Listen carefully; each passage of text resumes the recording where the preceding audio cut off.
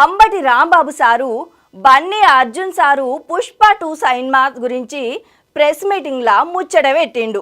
Icon sir అంటే అంబటి సార్కు ఎంత అభిమానమో ఈ వీడియో చూస్తే సమదైతున్నది.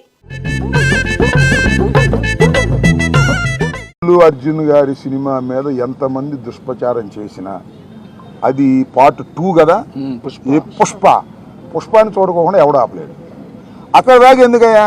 నందమూరి తారక రామారావు గారి కుటుంబం జూనియర్ ఎన్టీఆర్ సినిమాను చూడకుండా బహిష్కరించాలని ప్రయత్నం చేశారా? ఆపగలిగారా?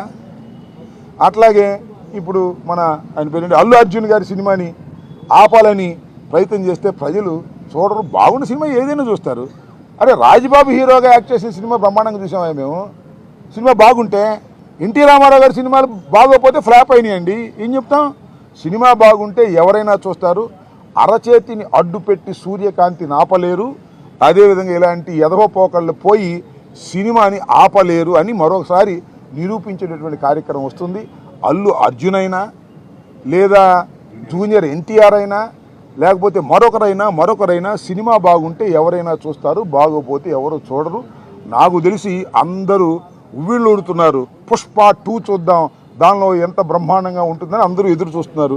నేను కూడా ఎదురు చూస్తున్నా.